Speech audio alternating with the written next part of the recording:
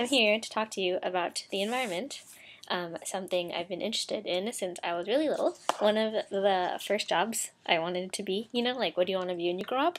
I wanted to be a scientist because I thought they dealt with pollution and deforestation. I think it's really cool how the things I learned then are still relevant today because deforestation still releases more carbon dioxide and greenhouse gases than all of the world's transportation, and that is a really big deal.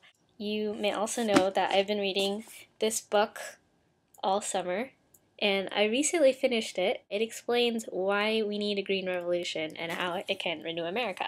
We need to do some stuff. We need to go crazy. We need to go ballistic. We need to make some changes so that the world follows, because his premise is that since America is still a great powerhouse, if we are able to renew ourselves, invigorate, innovate, etc., then it sets a precedent for everybody else. He also describes a good metaphor if people ask him, this whole thing might be a hoax, this isn't real.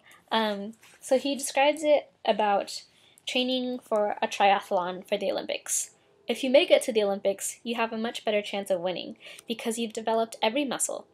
If you don't make it to the Olympics, you're still healthier, stronger, fitter, and more likely to live longer and win every other race in life.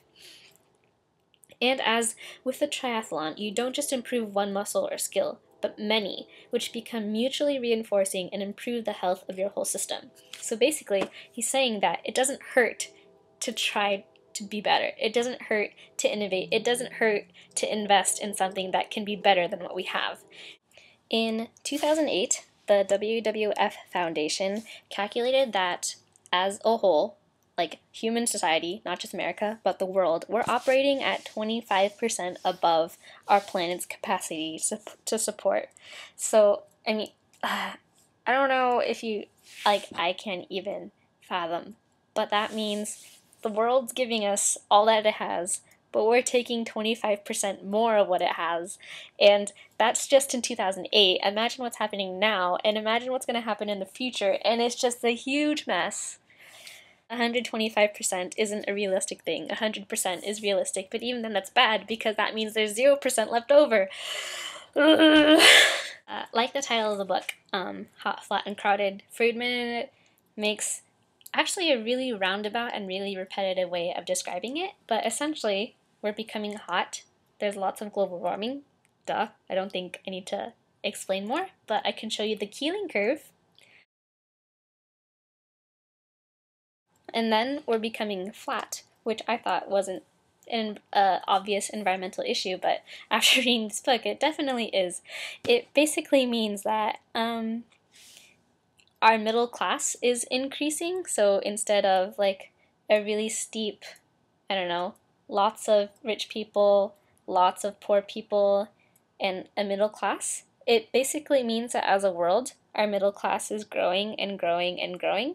More people are being lifted from poverty. Rich people may be dropping down, but at the same time, we're becoming more of a common man. There's lots of globalization, mostly due to the invention of the PC and the internet, and also the fall of communism. All these things seem cool, we're on equal footing, but at the same time, that means there's more people demanding the same amount of resources as everybody else. The last issue he deals with is crowded. Basically, our population is expanding. Currently, we're around 6.7 billion, but we're projected to be 9 billion in 40 years. That's a 40% increase in our population, considering that we're already operating at 25% above our biological capacity. And I don't know a lot about math, but I can see a train wreck coming through. Okay, so one of Friedman's biggest themes throughout the entire book is that he connects the philosophy and the actions of our society between the marketplace and the environment, because the environment, as this entire video is about, is important, but people aren't as connected to it as the marketplace, because the marketplace that deals with their money, and that deals with something that people really care about, unfortunately, controversially, etc., etc.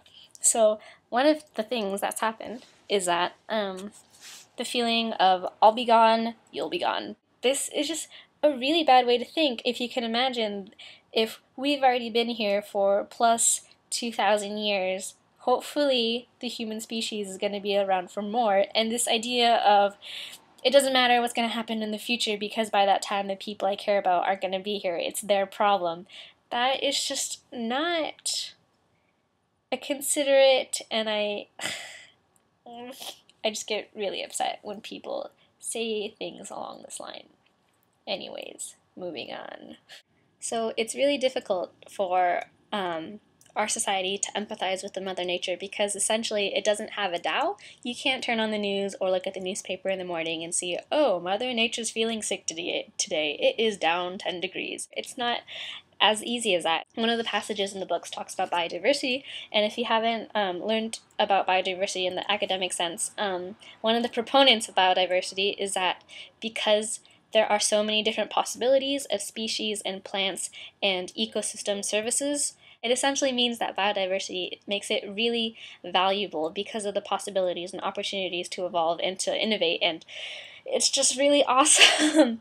Especially in the medical sense, in the pharmaceutical industry, biodiversity is really important because a lot of our medicines and a lot of our advanced technologies stem from this.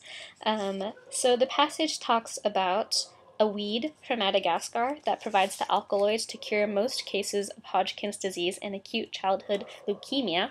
There's also a fungus in Norway that makes possible organ transplant, the surgery. The fungus is really important for that in some way. There's also leeches, and the saliva of the leeches has a solvent to prevent blood clots during and after surgery. That's cool. And let's see, wild species also enrich the soil, cleanse the water, pollinate flowers. It all works upon each other. So for an entire species to disappear, it makes the web weaker. It makes our life tree weaker. One cool organization is Conservation International. They work a lot in Indonesia because Indonesia has really rich and beautiful and wonderful rainforests, but at the same time, Indonesians are deforesting. And this is a really huge problem in Indonesia because as an island and like other islands, there are a lot of endemic species, which means those species don't live anywhere else. Because of the physical separation of the islands from continents, it means that these species are all the more rare because that island is the only island and only piece of land in the world that the species exist. So the fact that there's a lot of deforestation and species and ecosystem destruction is just it's a mess. So that's why Conservation International comes in, and instead of just saying, hey, Indonesians who have lived here for generations and generations, we're an international organization, and we say that these forests should not be cut down. Thanks for listening to us. That doesn't work because these societies have values. These societies have the right to function as they have been, but at the same time, they should be open to, improvements. So Conservation International is really good at making sure that these societies connect. They don't just say, this forest is important and we want you not to touch it. They encourage the societies to interact, not just to be afraid or standoffish or treat the rainforest as a porcelain doll, but to treat it as something that can give back as long as you treat it well. So they provide the systems and the encouragement and the funding to say, you work with the rainforest and harvest the bark for cinnamon in a sustainable manner, so therefore you're economically benefited from selling the cinnamon and providing jobs for these workers. But at the same time, you're provided the methods to make sure that the cinnamon lasts as long as it can because you're not actually harming the tree. You're just taking apart what it's going to give off later.